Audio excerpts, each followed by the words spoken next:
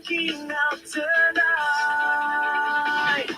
There is a stranger dancing under my skin, tearing the floor where the borders begin. Not a shadow, but a blinding flash of light. A different soul taking over the flight. Kimi no naka ni another heart beats fast, breaking the mold of the hollow past. It is a fire wearing my name, and nothing ever is going to be the same.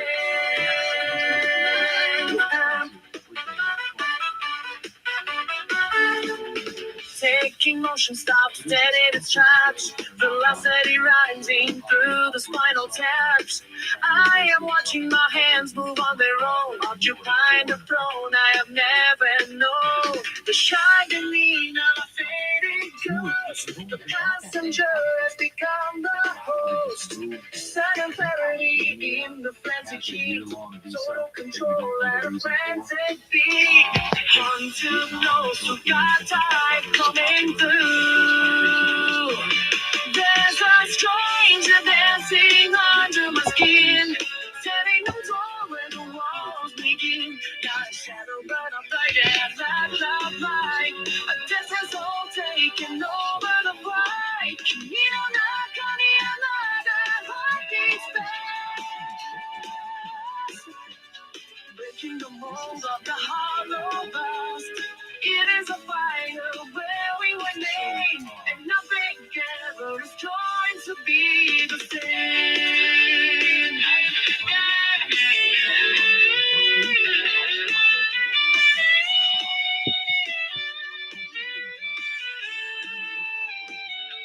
There is a stranger dancing under my skin, tearing the floor where the walls begin. Not a shadow, but a blinding flash of light. A different soul taking over the fight. Kimi no naka ni another heart beats fast,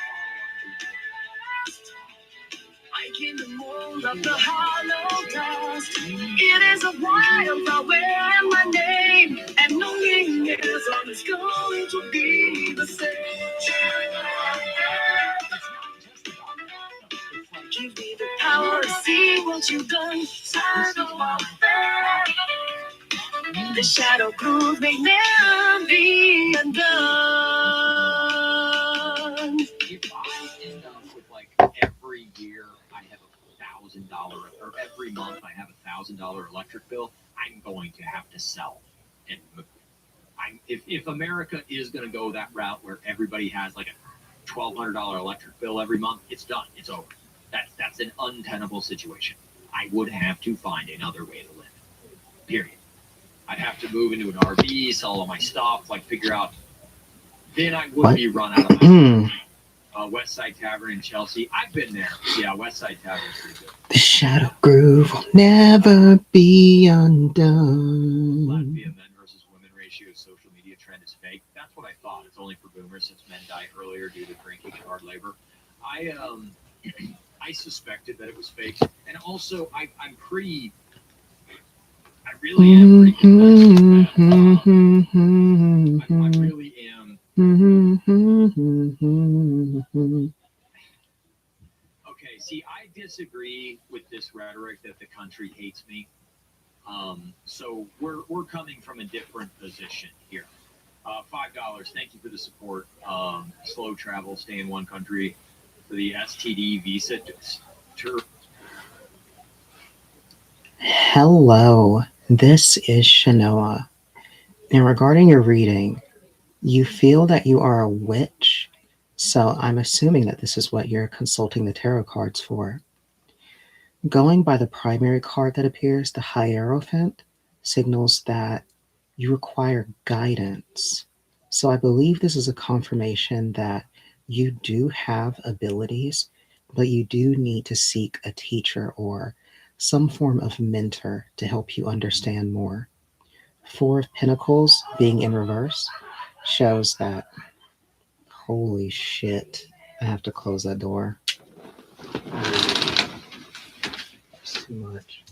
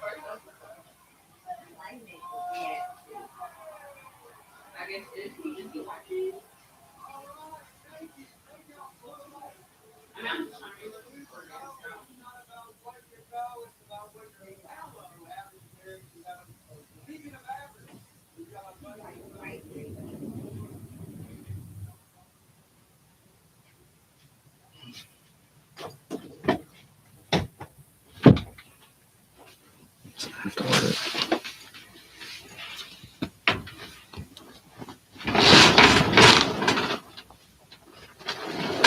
I know that a lot of that is stuff that people don't want to do, like hard labor, manual labor, construction stuff, renovating houses, etc. There's still a lot of opportunity to work if you want to start at 1099 and actually just go work.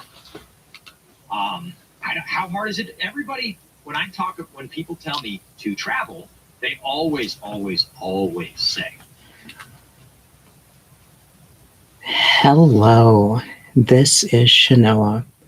Now, regarding your reading, you believe that you're a witch, so I'm assuming that's what you're consulting the tarot cards for.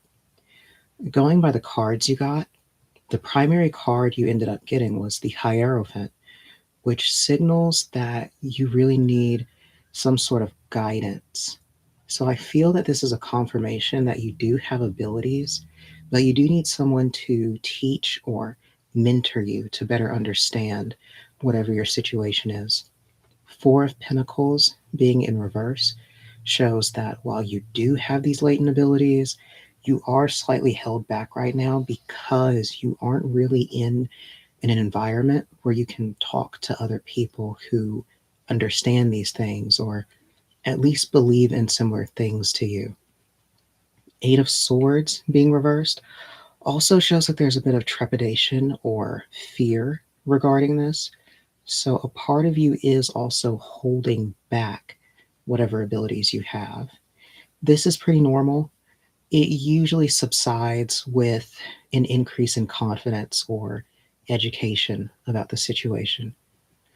If you want further information on the scope of what your abilities may be or how you could best be mentored in your situation, you can give me a call or send me a message.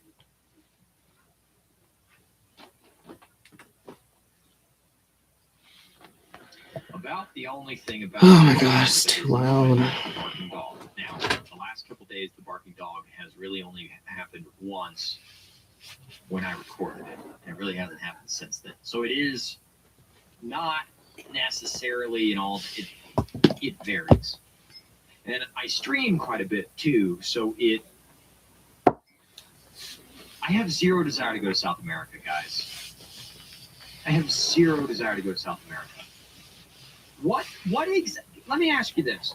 What exactly is what in your soul, because I get this from so many people, what exactly in your soul is so hurt by the fact that I say I'm okay in Ohio? What exactly about you is so hurt by that statement? Because I don't get it. And I really don't understand. People yell at me about how I need to go move to the desert. I need to go move to Montana, Nevada, the desert? What about the desert sounds appealing? I actually don't get it. Why it seems to be such a moral failing to not want to go live somewhere where I would not own the property. V Jokers, thank you, sir. Thank you for a very generous £2. Hello, brothers from England. See, this guy, V Joker, talks about how censored England is all the time. Oh, here's the newest thing. Jim Carrey got replaced. Mistakes, and I was like a novice, but I felt He doesn't look the same, does he? Doesn't look the same at all. Jim Carrey's goes viral for his unrecognizable appearance, with fans saying he doesn't look or sound the same at all. I really want to. That was also amazing. And Yeah, very odd. Very odd.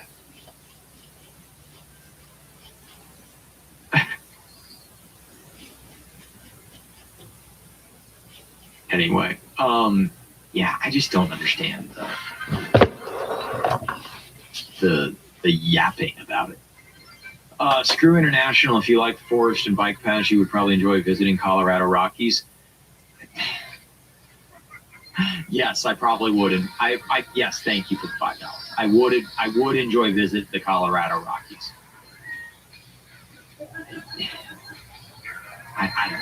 I don't know.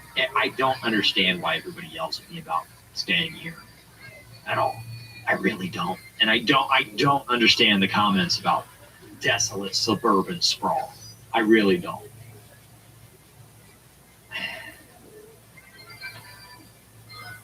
It's protective and survival instinct because there's a growing number of people who see the current state as a sinking ship and they don't want to see others bury their heads in the sand.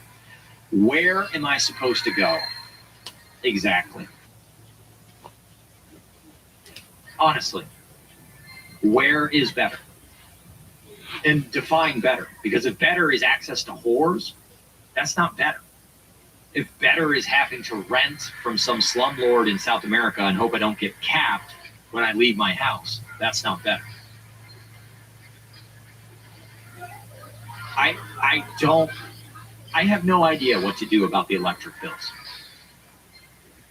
I have no idea what to do about the electric bills. I'm going to have to look into solar of some kind. I'm not burying my head in the sand. I am being honest with you. I don't have enough stability here to even start to think about uprooting everything. You know how much shit I own? It is, I cannot sell my house in town. This place will never sell. I'm stuck here, first of all. Like, there's nobody that's going to buy this place. It's a pile of shit. And I don't understand why. I don't know where the government is better. I really don't. I don't. Antarctica, right, exactly. Thank you for the $2. Antarctica is about the only place that would be better. You're right. That is true. Man, my neck hurts. All right, I gotta take a break and go get some water and go to the bathroom. I'll be right back.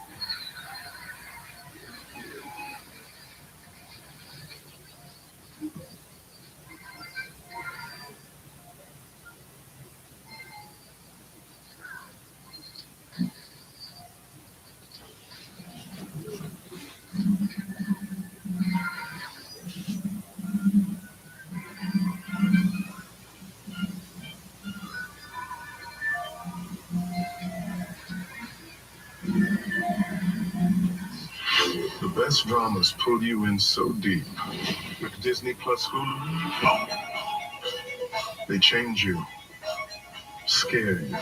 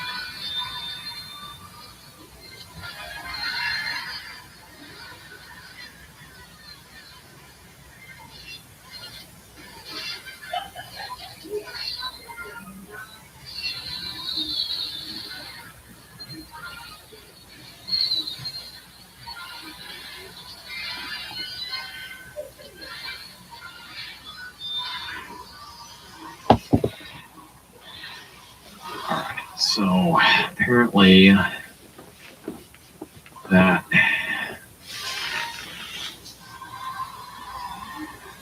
Okay, so all right, so I always end up in this trap when this subject. I always end up in a trap when this subject comes. I really don't like being in a trap because it seems everybody but my dad hates Ohio. And the only reason I said that is because my dad is usually the only positive voice when this subject comes up. And I'm not saying, oh, my dad, I think do whatever my dad says. I'm using that as an example. Now, I want to try to talk this out because Dwight Bull, thank you for the $5. I realize I'm not you, but I was miserable for the first 28 years of my life in Michigan and found, well, you were in Michigan, and found my place in the world when I moved. Well, I just don't understand where I'm supposed to go. I have, logistically, I own 2 properties that would have to liquidate. And then I would have to move all my junk, all my stuff. And I'm not interested in renting. I don't want to be a renter for the rest of my life.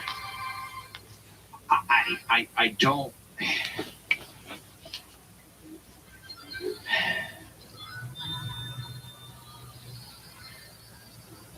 I just want my life to not be so fucking chaotic. I already lived in New York City. I lived in Columbus for fucking 15 years. I don't know where I'm supposed to go. I know, Dwight, you went to Tennessee. Every time I've looked at anywhere I look is more expensive. So literally everywhere is the same. It's all more.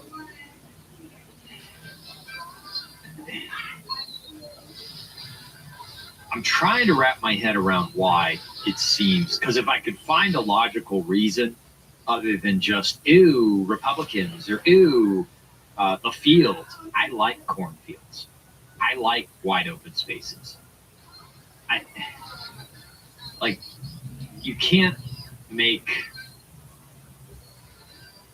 an argument for me to uproot my ownership status in Ohio. And yes, I am aware property taxes exist. Okay, guys, calm down. Calm down. I'm gonna calm down. Getting to a larger point. Video call.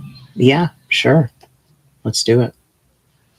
Forza $2. You have to visit places to find out. Yeah, and where do you visit?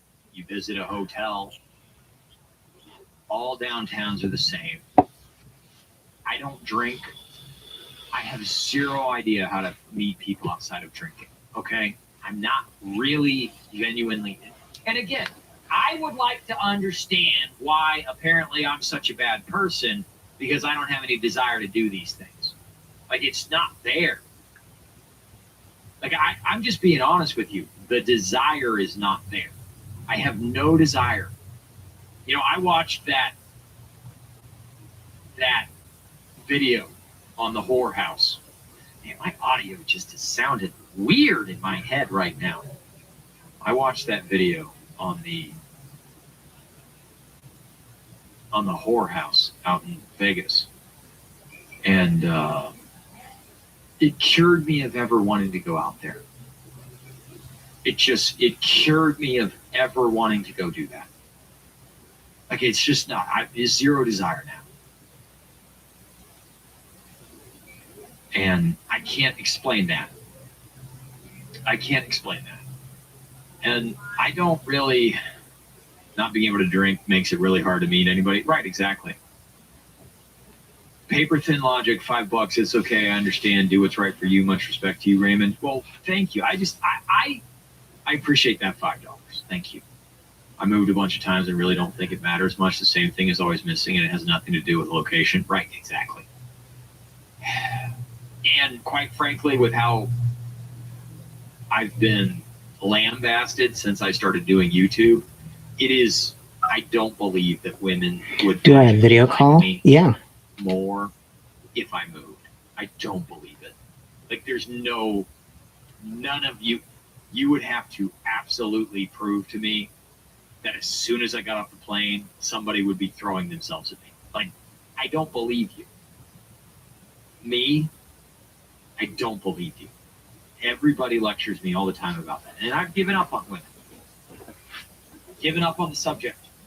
It's a non-starter. It's not going to happen.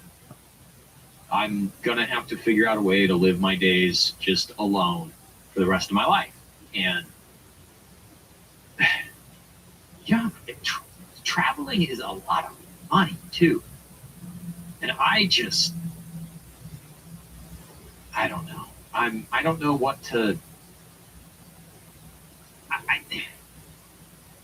I have no idea what I'm supposed to feel bad about for not wanting to do it. Dwight Bowl, $5 more, thank you. In fair play, I moved home. My family was from here for centuries. If Ohio is after you, it's legit to stay there. Wish you happiness, brother. Thank you, Dwight. No, you want connection more than sex only? Yeah. I've said it. B Joker's 2 pounds. I've said it before. Women want money and security. Well, they have the cops and they got their own damn money. So, I can't help you, ladies. I really can't. I cannot help you anymore. I want nothing to do with paying your bills.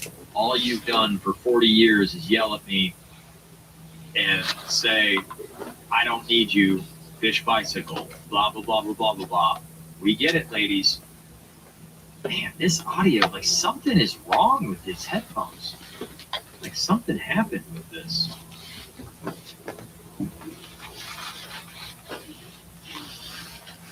They really have just yelled at us for 40 years.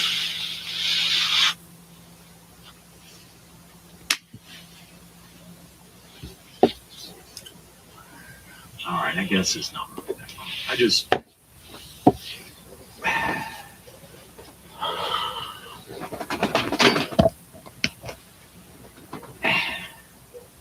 Guys, stop. All the women are the same everywhere.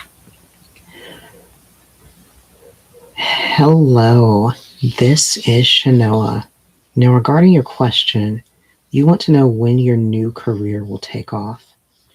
Going by your cards, the primary card shown is Judgment, which shows that you have put some time and thought into this, and you're simply wondering when it will really take its full stride because you've already put in enough work. King of Cups shows that you are very passionate about whatever your new career is. As far as timing, it's mainly indicated by Six of Wands, which is telling me on the onset of spring, because I know we're in a weird time this year if you're in the Americas, because we are experiencing a lot of seasonal disruption. It's saying that the onset of true spring will be when your career truly takes off.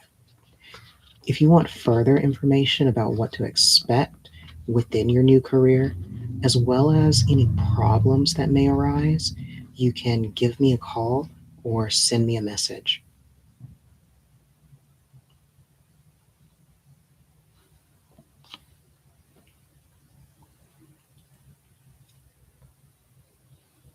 Hello, this is Shanoa. Now, regarding your question, you want to know if Dalton feels guilty for being rude to you last night. Going by your cards, the primary card ended up being the Fool, which this will represent Dalton, which shows that he is pretty lackadaisical. He doesn't really think about the repercussions of his actions. So that shows him in the act of being rude to you. He was simply following his gut, doing whatever came to mind, and wasn't really thinking about the consequences. Queen of Pentacles seems to see... I lost my train of thought. Oh my God, I lost my train of thought. Hello, this is Shanoa. You don't see a video call option.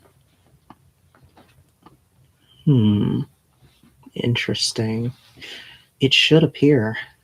I mean, I don't really know much about the UI on the user end, but it should appear at some point, somewhere on the page.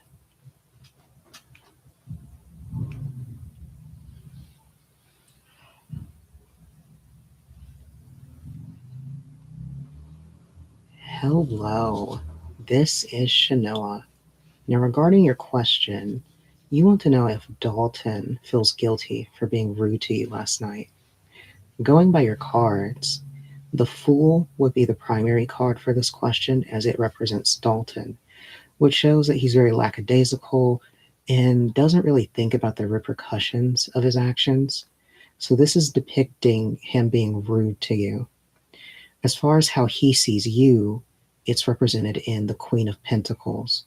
So he knows that you're someone who really doesn't deserve any disrespect, but he doesn't really seem to be in control of himself sometimes. Seven of Swords does signify an awareness of duplicitous or irresponsible behavior in a situation between people. So I would think that this is signaling that with the passage of time, Dalton has started to realize that he was kind of a jerk to you. So I would take this as a sign that he is starting to come around and he should end up apologizing to you pretty soon. If you want further information about what to expect in the future with Dalton, as well as your compatibility with Dalton, you can give me a call or send me a message.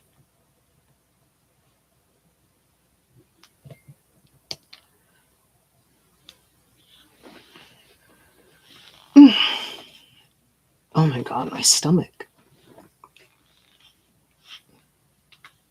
I don't want to. I just don't want to. That should be enough of an answer. Like, sure, it'd be neat to see the pyramids, but I don't know. I just don't. I don't care enough. I don't care enough. Maybe there's something wrong with me. I don't know. I can't control whether or not somebody thinks that I'm a moral failure. And even if I can't control whether or not people are going to make fun of me. They're going to make fun of me no matter what I do. And, obviously you saw. What do you want to know? I think if you brought your YouTube persona out in the real world, you might. What do you mean you still can't find it? Guys, do you know how much fucking work it is to get on this fucking stream every single night? Now, you want me to try to take this and walk around with the camera and Can I get a reading for the month of March?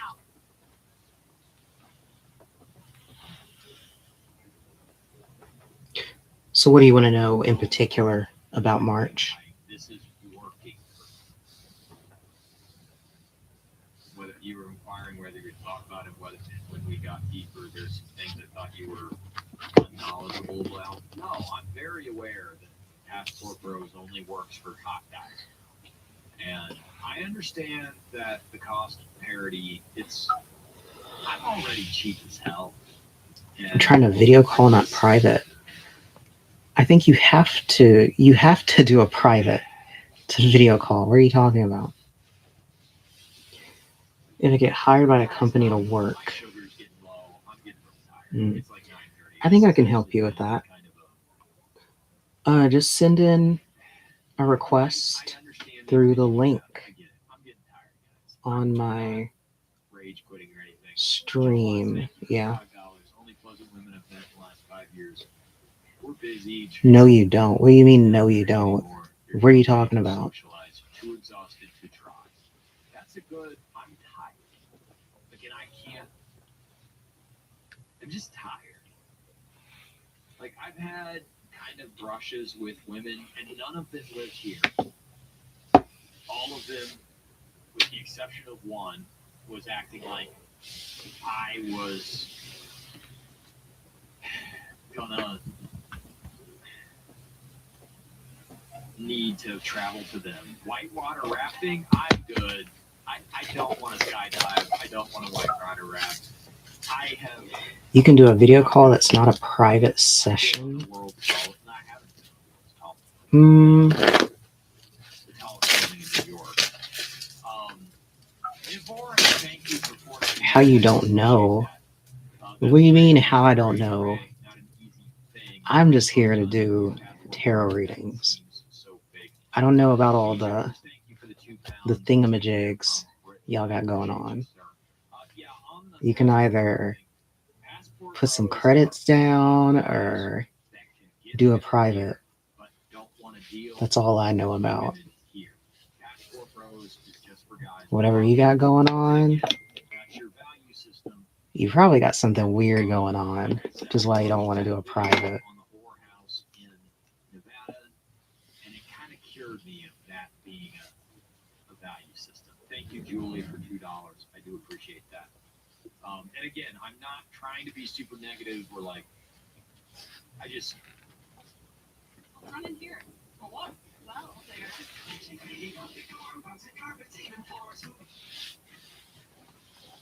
some grounding, especially in like, I've only been sober for 4.5 years. And I don't feel like I have my life together here enough to be able to travel. Like and traveling has always felt like a ancillary thing.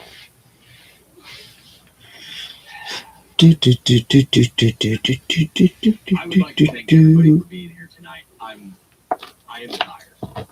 I am very tired. I am not interested in a chat pile on about how my only options are Thailand. I don't care. I told you, I'm done with women. I don't care anymore. I have no interest in kind of trying to defend myself on that. I don't Give really me have the any power interest in to trying to see defend what myself you've done. on the I have no desire to travel thing. I don't care. Like, I don't know what to tell you. Buzz Brain, $2. I appreciate you, mate. I appreciate you guys. Seriously, I am gonna go. I am not rage quitting. I'm not mad. I'm not anything. I am legitimately tired. I actually had a really busy day. It was kind of a disappointing day, and I'm worried about Michael McDermott. He's not in the chat tonight, and I can't find his Twitter again. And yeah, if anybody sees him in the chat, please go on that he worried. So anyway, I am gonna go. I'll text my dad about. Interesting. Wow.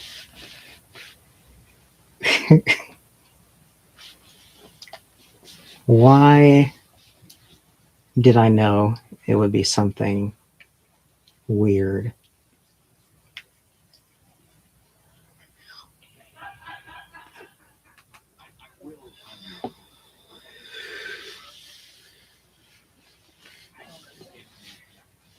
Oh my God.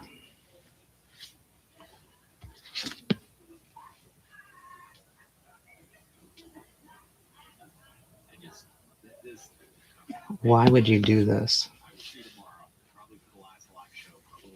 Why?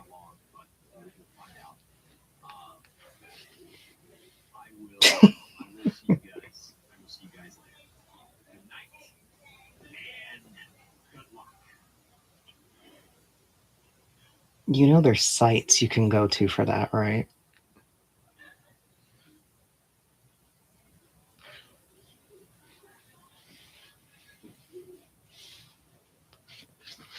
I'm totally not looking.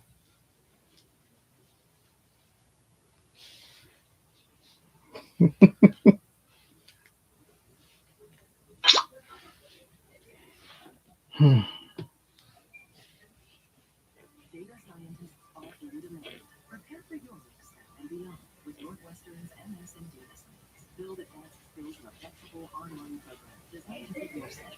Take your career to the next level. Find out more today.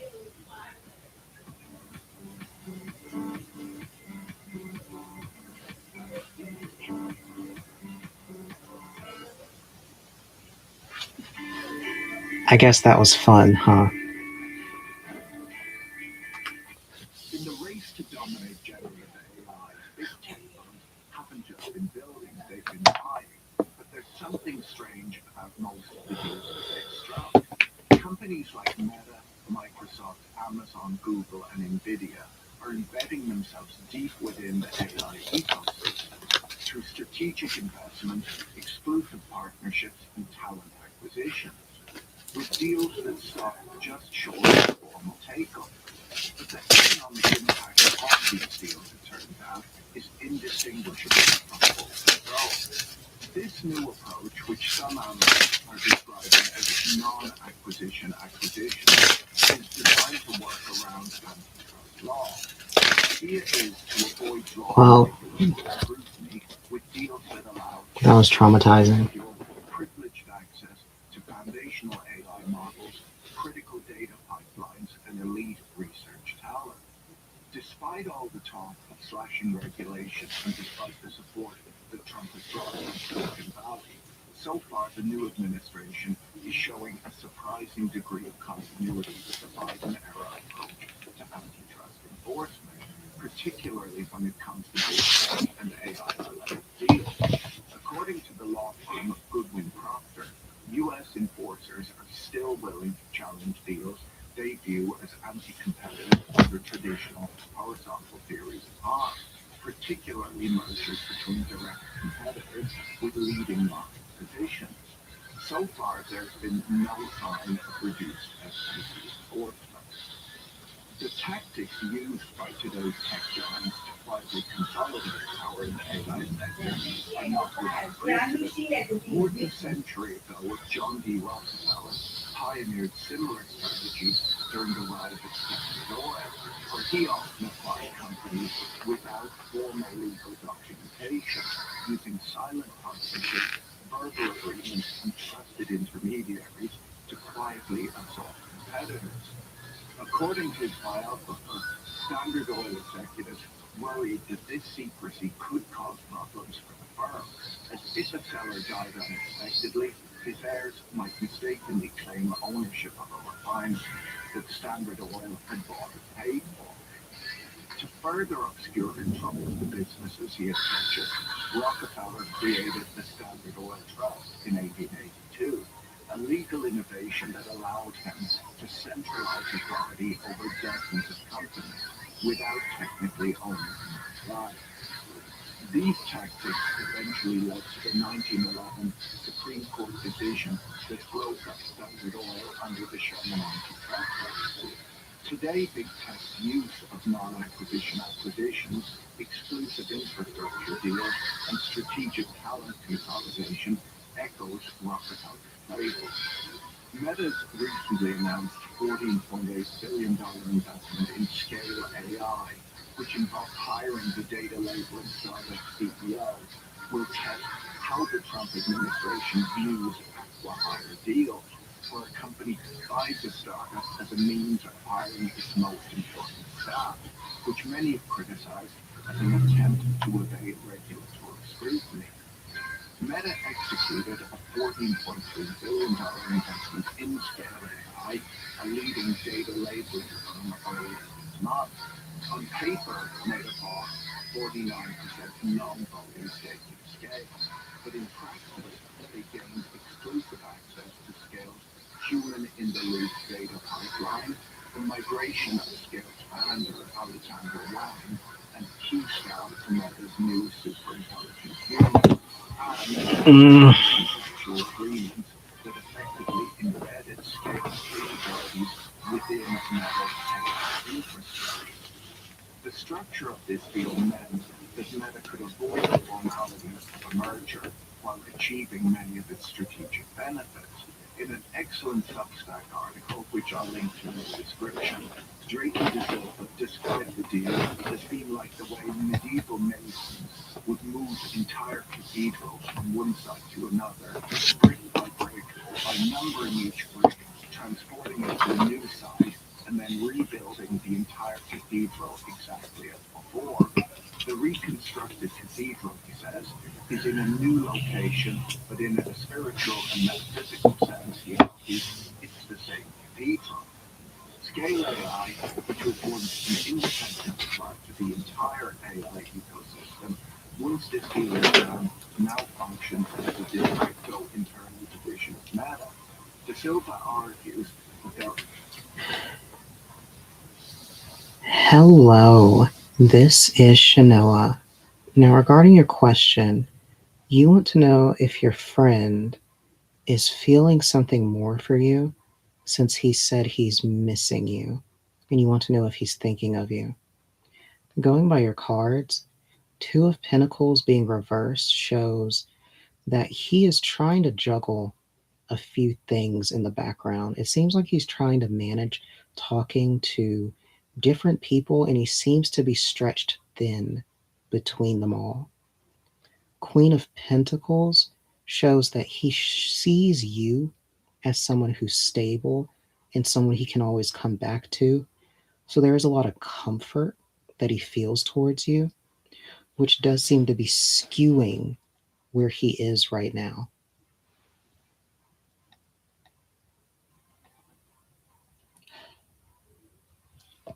Hello, this is Shanoa. Now, regarding your question, you want to know what exactly your friend is feeling towards you and if he thinks of you. Going by the cards, Two of Pentacles being in reverse shows that he is currently trying to juggle between you and someone else in terms of connection. So it does seem like he's hiding some things from you. Queen of Pentacles being in the center position shows that he does perceive you as someone he can come to for comfort, and you are more stable than the other person. But Ten of Swords being in the last position shows that whatever he professes to you doesn't seem to be long-lived. So it seems like I would expect him to keep fluctuating. It seems like he says one thing, but he actively does something completely different. So I would be careful. If you want more details on the future between you and your friend, you can give me a call or send me a message.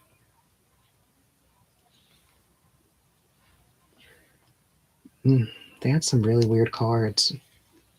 the case is currently in trial on other Meta's acquisitions for private growers. And I don't have my chain. Competition and maintain its dominance. Meta has struggled from the very beginning to innovate internally and has mostly had to rely on acquisitions as well. If Meta loses this antitrust case, the company could be forced to sell off Instagram and WhatsApp. They would most likely still be allowed to hold on to the metaverse and those creepy AI glasses that Zuckerberg wears with the built-in cameras, just because nobody else actually uses them. Meta has been very aggressive in its attempts to grow in generative AI. The new investments that Meta and almost all of the other big tech firms have been making in AI are not just financial investments. They're strategic and designed to secure early access to cutting-edge models, proprietary data, and elite research. These deals, it could be argued, are driven by a belief among big tech CEOs that the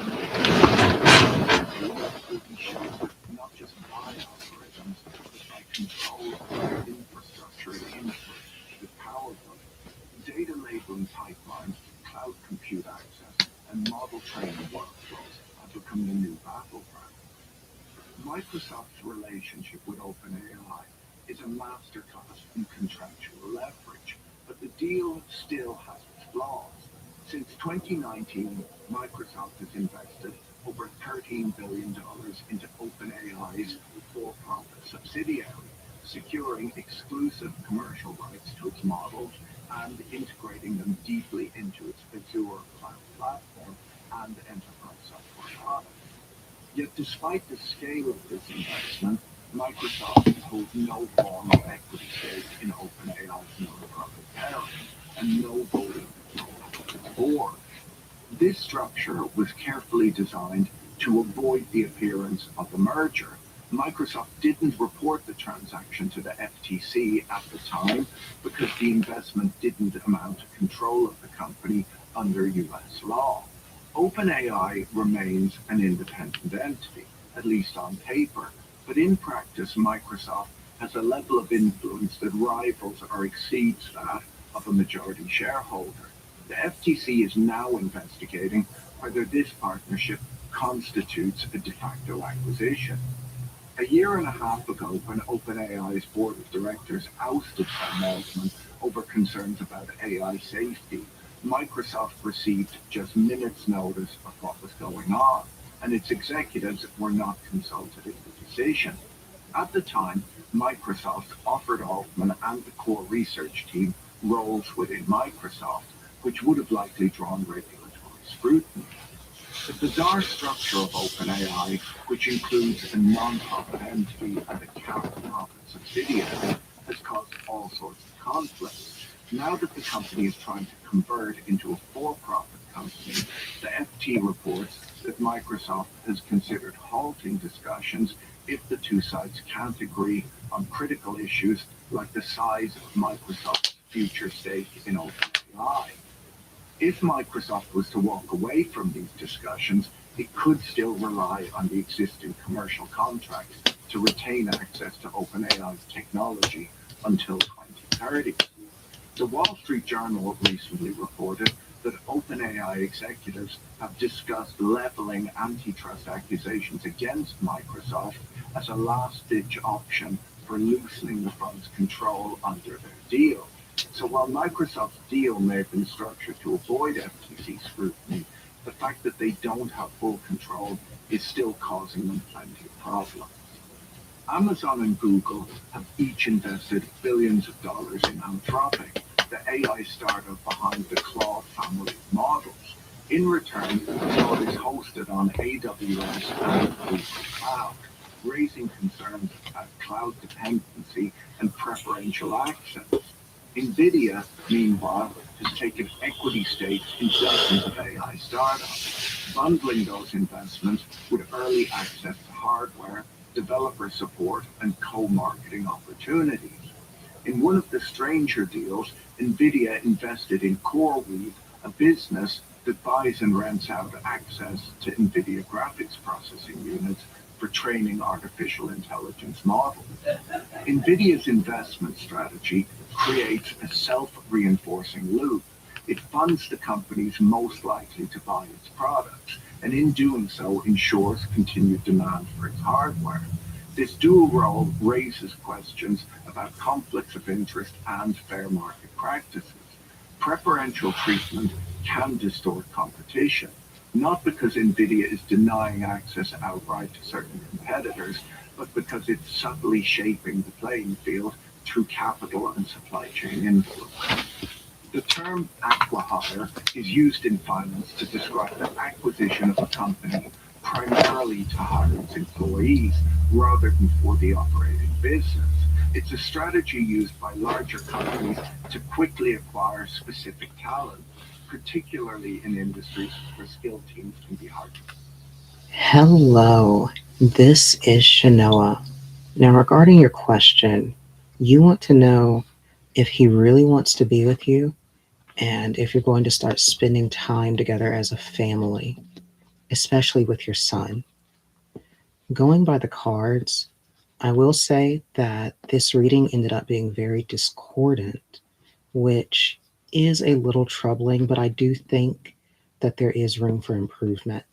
Seven of Cups being reversed does show that he definitely has the desire to meet you halfway on this and work with you and try to spend time as a family.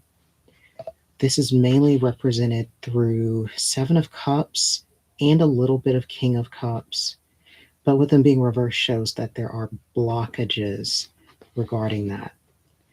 King of Wands represents where he truly wants to be. This is going to signify his true nature, which he does want to kind of play around more, run wild, and talk to different people. So I would say from all of the cards shown that he is kind of confused. He needs some guidance and some support because he wants to do right, but it seems like he's just prone to not following up and getting in trouble. If you want further details on how you can best help him become the kind of person that you want him to be, as well as what other problems may come up between the two of you, as well as what options would work best to get him in a spot where he can be part of that family dynamic, you can give me a call or send me a message.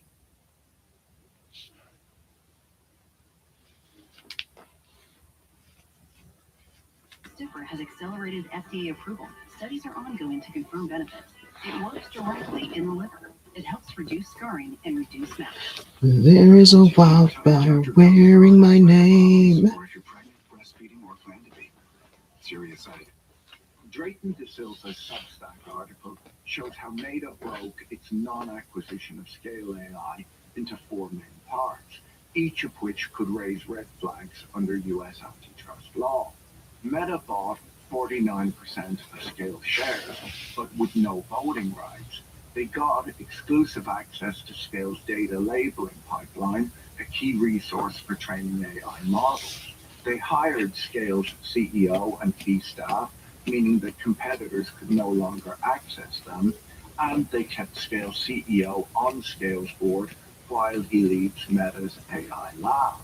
Each of these moves on its own might seem harmless, but together they give Meta almost complete control without calling the deal a merger. Drayton points out that traditional antitrust enforcement was built around clear ownership and control, but in the world of technology, influence can be exerted through contracts, infrastructure, and informal arrangements.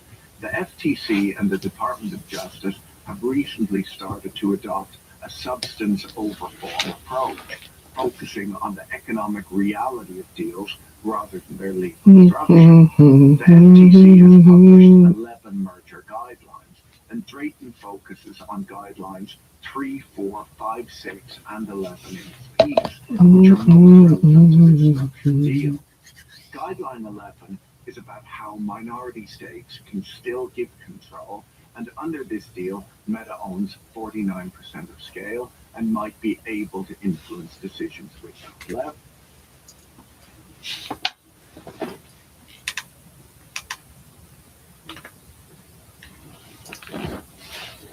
Enjoy 24-hour access at most Planet Fitness clubs. $1 down, $15 a month. Deal ends February 27th. Hello, my name is Anthony Norman. I'm here at. Sorry. You can do it again. Okay. Rocky Bear, I'm on my side. This is my first day here. 少しは燃えさせてくれ。その通り。見せてみろ。One, ready? 海が跳ね返してるよ。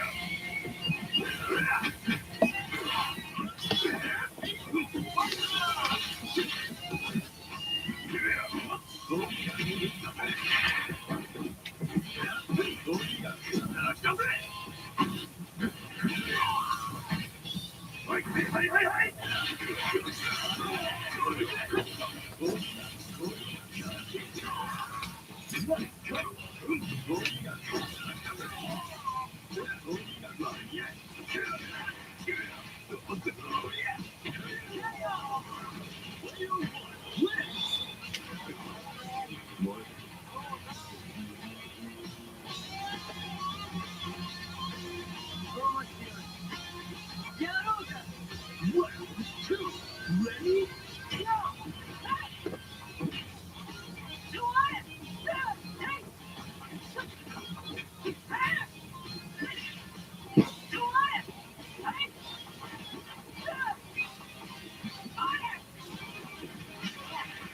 It was a good fight.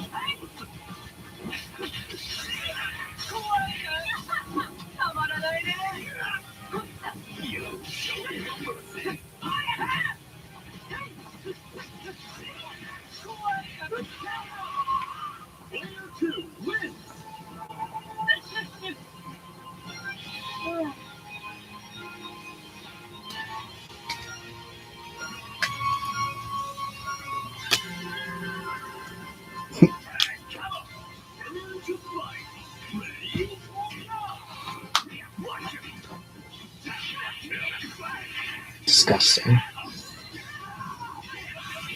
Disgusting.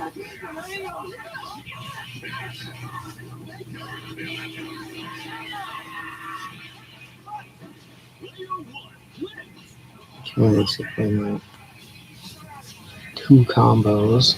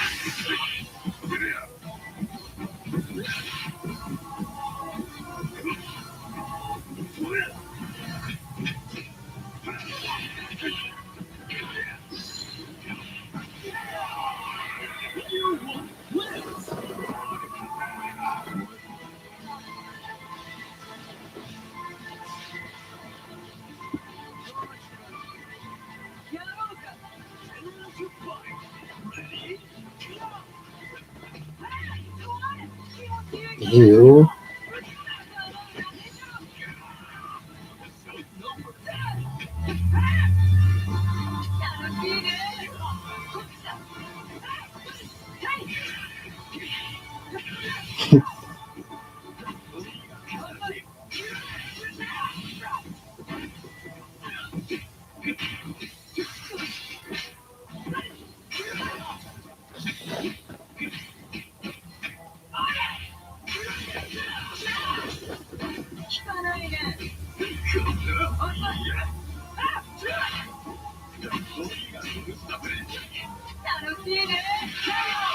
Nice.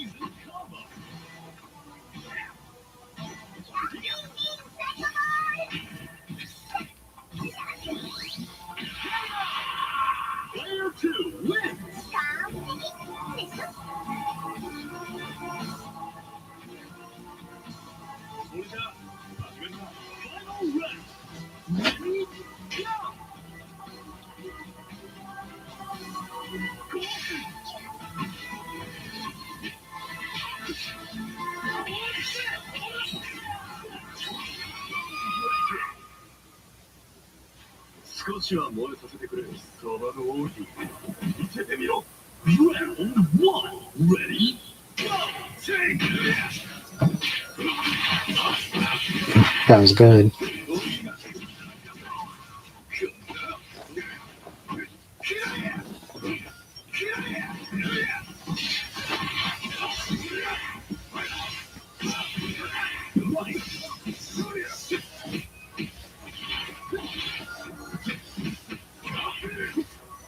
Ooh. You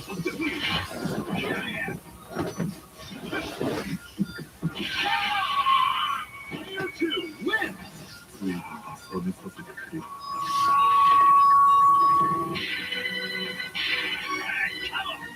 Round two. Ready? Go!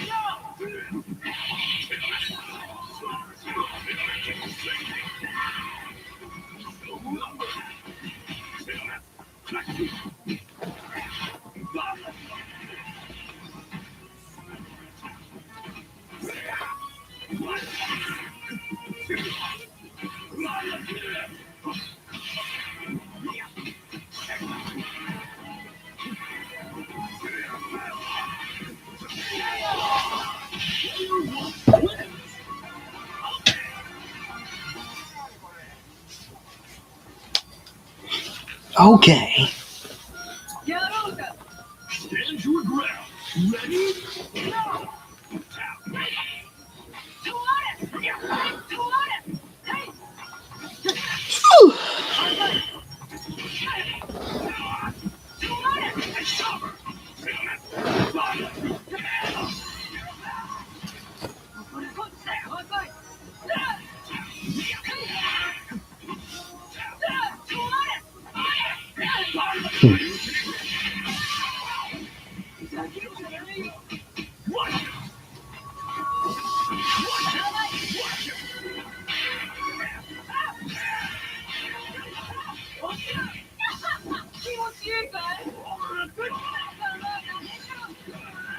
There we go.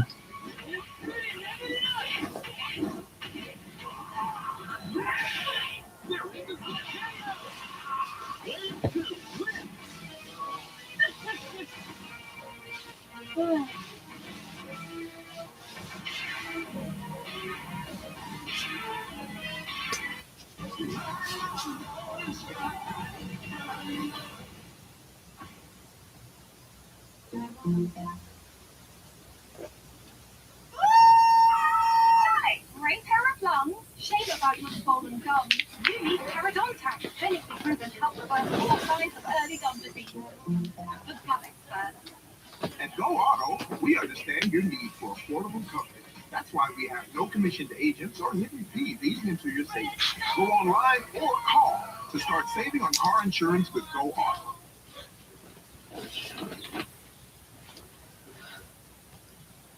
Hello, this is Shanoa. Now, regarding your question, you want to know if Jayshawn will give you the money. It seems that there has been a lot of complications and delays going on, as well as a cancellation. So you think that he's trying to provoke you. Going by your cards, the moon shows that Jayshawn seems to be looking into something or getting some sort of counsel from someone else, most likely his mother, but it seems like she's in communication with you. So I do think there is some duplicity going on right now. Four of Pentacles shows that Jayshawn really does not want to give anything to you. So he's mostly operating off of whatever someone tells him. Eight of Swords being reversed shows that in the future, you will have to take more visceral action to get what you're owed by him. For it does seem like he's getting a lot of bad advice, and they seem to be wanting to see just how far you'll go to get the money. So if you want further details on what to expect from Jayshawn, as well as what options would best work for you to get a favorable outcome, you can give me a call or send me a message.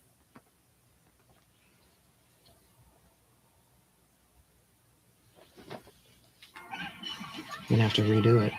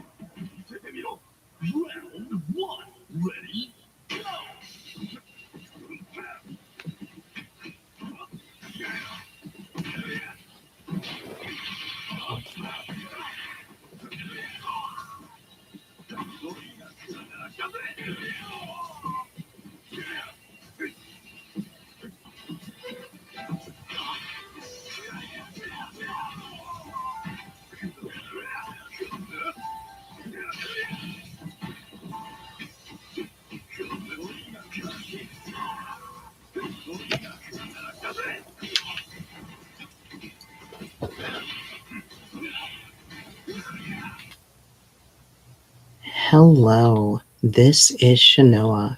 Now, regarding your question, you want to know if Jay Sean will give you the money. You also note that things between you have become very convoluted, and he's even like canceled on giving you what you're owed. The moon symbolizes that he does seem to be getting counsel from someone else. It's leaning towards his mother, which, even though you're in communication with her, it seems that she is telling him something differently in terms of advising how he moves. Four of Pentacles represents Jay Sean. He doesn't really want to give you anything right now and seems to be under a bit of pressure on his side.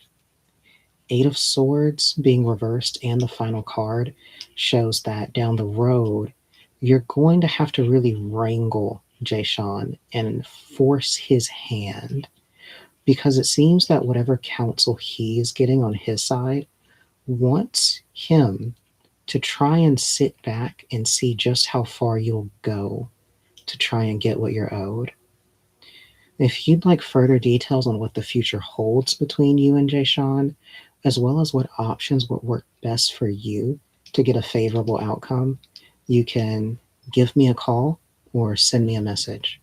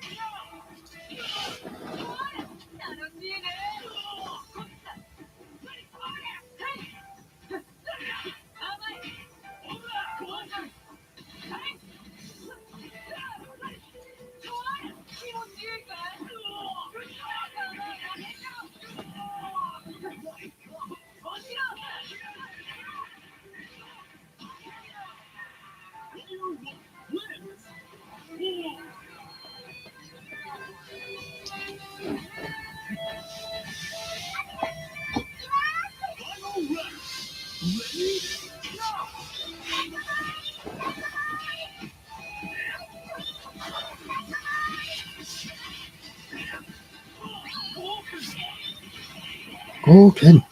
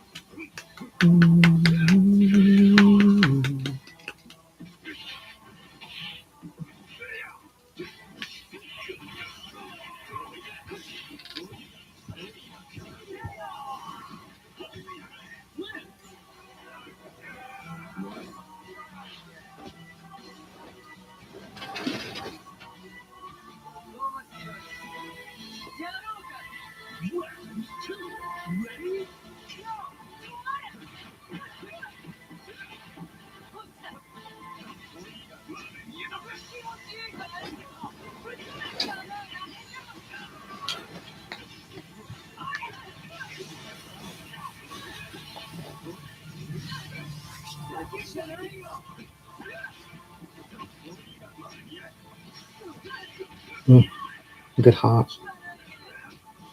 Kikanai ne.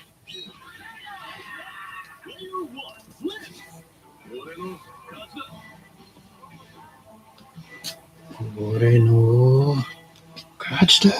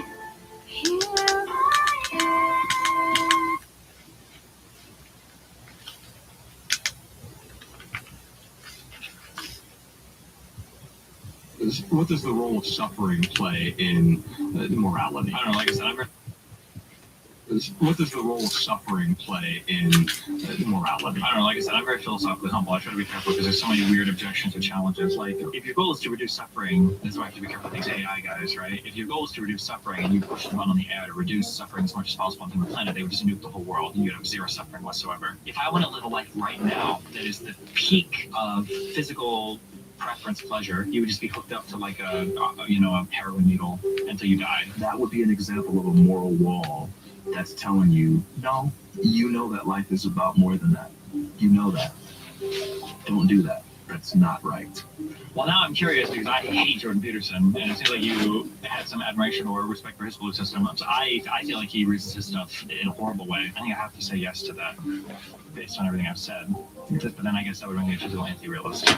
But now I've changed my position completely, so I should have never said physical realism in the first place. But literally change your mind in the mid-sentence is not a thing that you see in typical debates. Active morality exists. I'm Joshua Fields Wilburn from The Minimalist, and today I'm moderating a conversation about morality between two thinkers I deeply admire. Joining me is Stephen Bunnell, better known as Destiny Online. Stephen is a prominent YouTuber and political commentator, widely known for debating controversial topics and for his advocacy of liberal ideas. You can find him online at destiny.gg and on YouTube. and social media at Destiny. I'm also joined by my podcast co-host and Netflix co-star, TK Coleman. TK is a minimalist philosopher, a devout Catholic, and as far as I can tell, he is politically homeless. You can find his work at theminimalists.com and on YouTube and social media at The Minimalists. We're recording this conversation at the Minimalist Podcast Studio in West Hollywood. My role today is simple. I'm going to stay out of the way, well, at least step out of the way for a moment here and let these two men have a thoughtful, challenging conversation. I'll jump in only when it helps move things forward. Destiny, let's start with you. Does objective morality exist? So kind of the boring way to start every philosophy conversation, I feel like, is kind of asking, what do we mean when we say, like, exist or is real? Yes. Yeah, unfortunately, yeah. So not to go full calling about the Trinity off camera, so I guess we have some Catholic philosophy coming from over here. I was raised as a Catholic. I went to Jesuit high school and everything, so nice. Trinity, Mary worshiper, insults never been fake photos, so. So I guess, so when I try to think of morality, typically the way that I view morality, some people will say that this is a real form of morality, some people say this is not a real form of morality, in terms of like a real thing or kind of like an anti-real thing. The way that I look at it is, I view it as more of a question of like, what are humans? And then morality is a thing that emerges predictably from human behavior. So let's assume that we had a subset of humans, 100 different civilizations, and let's say 99 of them had no morality. Let's say one of them had some type of morality. And when I say morality, what I mean is some set of behaviors that guides them towards some kind of cooperation. I think that 99 of those civilizations would fail because without cooperation, you have people eating each other, killing each other's children, stealing, murdering, whatever. It just doesn't work. It falls apart. Whereas for the people that are more cooperative, those civilizations survive, and then they eventually thrive, and they carry on. And I guess those people, thousands of years into the future, will be wondering, well, is our morality objective? Does it come from some, written code in the universe? Is there some objectively true statements we can make about morality? But the reality is, the only people that would have survived that far would have been the ones that would have had some kind of like guiding behavior characteristics regardless. So insofar as that goes, I think that morality is like an intuitive thing that kind of necessarily emerges from humans, because without these types of preferential behaviors, you basically just turn into this society that just cannibalizes itself until it ceases to exist. Yeah. That doesn't necessarily mean that morality is objective, though.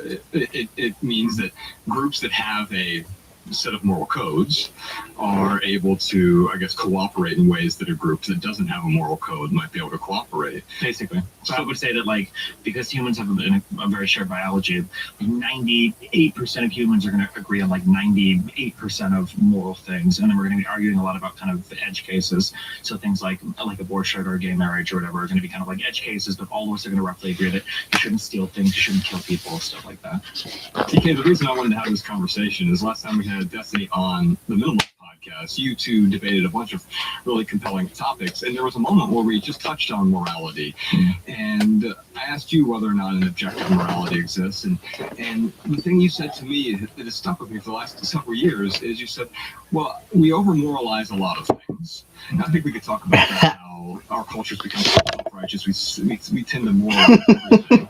But it seems to me that if there are 5 universal moral truths, then there is some sort of objective morality. That's right. I mean, my position, you could argue, is moral minimalism, that there is at least one moral fact. And if one moral fact exists, then moral realism is true.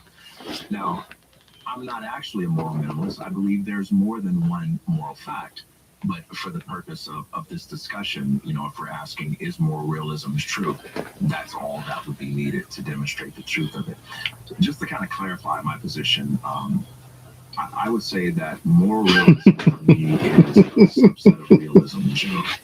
And we can always get more precise with our definitions, but when it comes to realism, I just advance a common sense notion of it. If I were to say, hey Josh, there is a pickup truck parked right in front of this building, I take myself to be expressing more than a preference, more than a feeling, more than a view on what I wish were true, but I take myself to be making an actual claim about reality, a claim that can be falsified, a claim that can be verified. And if we go and we look and we see there is no pickup truck parked in front of the building, then that means either I lied or I got it wrong or something changed that I would have to get an account for. And so in everyday life, we speak as if some kind of realism is true. If I say there's a chair there across the room, again, I believe there really is a chair. I'm saying something about the world and not just me. In a similar way, I believe that moral realism is just realism applied to moral values. So, to use a classic example, when I say that it is morally wrong to torture innocent babies for spectator sport, I'm not just saying I personally am disgusted with it. I'm not just saying human beings have evolved to feel yucky about that. Nor am I just expressing how I want the world to be. Those things may be in place, they may not be in place. But what I'm saying is that that kind of order, it is incongruent with reality itself. And in the same way that a person can behave irrationally by violating laws of logic and being incongruent with reality in their beliefs, a person can behave immorally by violating moral principles and being incongruent with reality at the level of behavior. Destiny, I've seen that you've at least been sympathetic to emotivism, which is, I think, completely different from TK's perspective here. Maybe you could talk a bit about that and relate to the way that he's describing moral realism. When you, just because here everybody uses terms differently, I've heard the term like non-cognitivism, where you're kind of expressing moral propositions and they're really just like preferences. When you say emotivism, can I just be clear? What do you mean here? Yeah, the boo hooray theory. Yeah, okay, gotcha. Okay. Yeah. So, by the way, can I this is completely off topic, but this is why I enjoyed our conversation with you when you were here on our show. And this is why I'm so excited about today. I'm in physical pain, so I don't look excited, but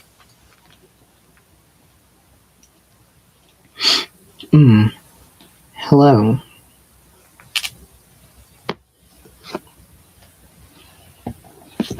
Yes. Okay. What do you want to know?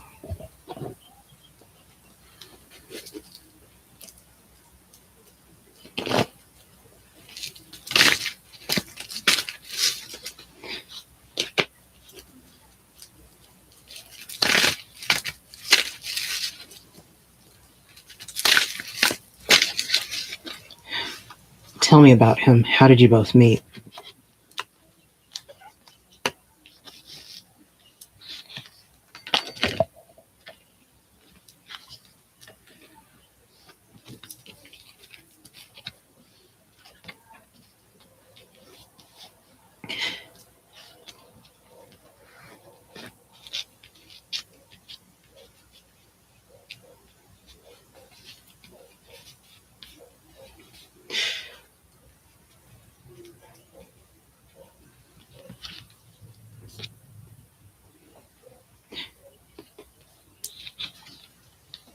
Mm-hmm.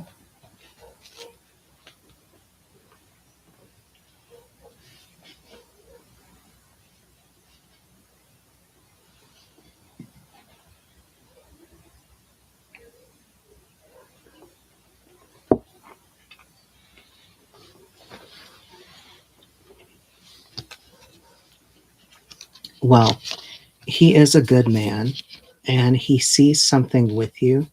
He wants a future with you, but he's scared. He's scared of something, scared of being hurt, or I guess he wants to make sure that what's between you two is real.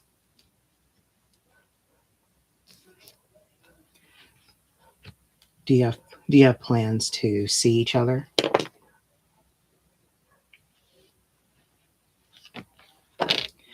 Okay, I see that going well. I see serious talks coming up between the two of you.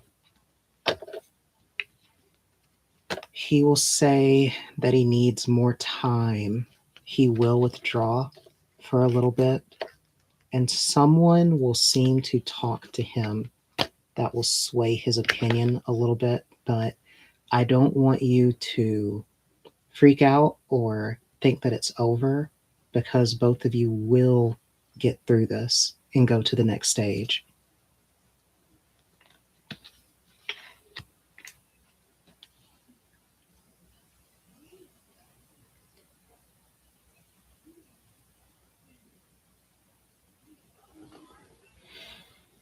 he will start to get cold feet for a time, but once that phase passes, he will open up more and more.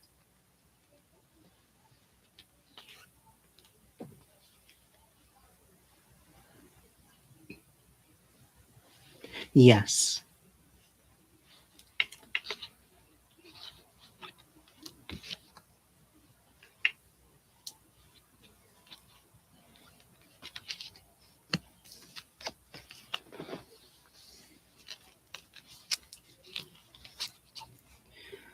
Well, his finances, they are not ideal, but he is a hard worker. He has plans for the future. He wants to try and do his own kind of work, like a self-made type of thing. So there will be pitfalls, but it does seem like he has connections to make it work. There will be a big setback with it, but this is further along in the future, but he will recover from it.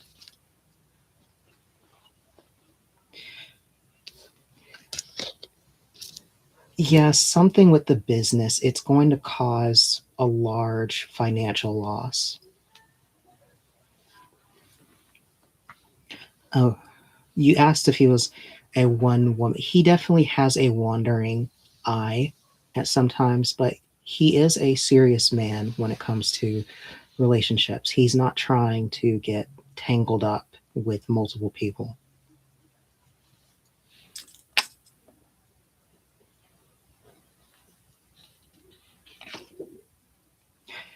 He's definitely going to move.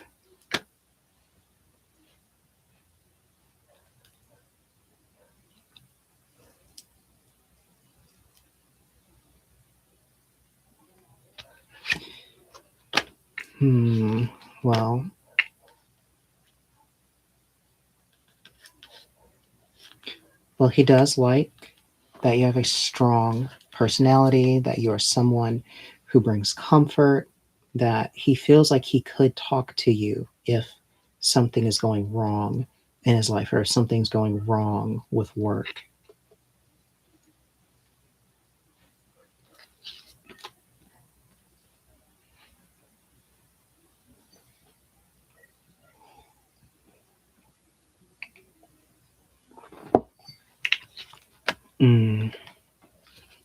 I can see both of you relocating together to wherever he moves.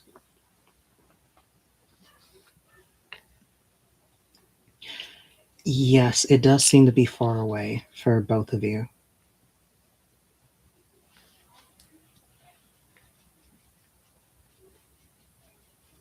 Oh, you're welcome.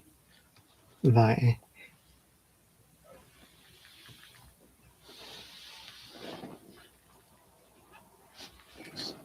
Feels compelling and complex on the surface for one reason, namely that we are not in the habit of subjecting our beliefs about the physical world to scrutiny in the way that we are inclined to do with more abstract things. And so sometimes when you're dealing with something that's familiar, even if your reasons for believing it are bad, you feel more safe and you feel more comfortable because there's no need to ask questions. Is that person Slavic? Did I just give a Slavic person a tarot reading? You take fiat currency has all Nice. sorts of problems. It is not a perfect system at all. But when you introduce a new form of currency like cryptocurrency, it incentivizes people to start thinking in a way that's really skeptical. And I think the skeptical questions are fair. Well, what is the money based on? Or like, how does this or that work? Those are fair questions. But those same fair questions could also be asked about fiat currency. It's just that we're not inclined to ask them because it's familiar. And so that gives us a false sense of security. So when we talk about physical world, I do not think we're going to stereotype an independent physical world. And I think it's a fair philosophical question to ask for any given experience you have with a physical thing. How do you know you're not hallucinating? How do you know that this is not merely the content of your consciousness? Now, we do not ask these questions at parties if we're trying to make friends, if we're trying to get along in the world. Most people would be annoyed by that. But when we're having philosophical discussions about the nature of justified belief, about having rational belief formation processes, it's a fair question to ask. One of the classical distinctions in philosophy, Bertrand Russell talks about this in Problems of Philosophy, is appearance versus reality. We all have direct experience with seeming to see something, seeming to hear something. We have these sensory impressions, right? And then upon further reflection or examination, we realize we were wrong. There is a stick that appears to be bent because it's in the water, but when I pull it out, I go, oh, it appeared to be bent, but it actually isn't, right? And so we all understand that difference between appearance and reality. So when you have an experience of seeing a tree, seeing a mountain, seeing the pickup truck, the question to ask there is, how do you know that what you see exists independently of the contents of your consciousness? I contend that once you establish the reasons for that, which is really the case for physical realism, you have in that the case for moral realism. I'm happy to make that case, but I want to pause here and just kind of hear your thoughts on that. Yeah, I guess my question would be, how do you test any of the claims? So insofar as, we look at our five senses, for eyesight, if I want to say that thing is a particular color, and then we, have a group of people and there might be some disagreement on the color the thing is, we could actually test the wavelength of light that's being emitted from the thing. Or for sound, we can actually test the vibrations in the air to determine, the sound coming from a particular thing. What kind of investigation could we do to explore or communicate, I guess, a moral fact? Yeah. So two things. So one, I want to make sure we don't oversell the ease with which we can test these physical claims. Okay. We have to significantly limit our data set to things that we pretty universally agree on.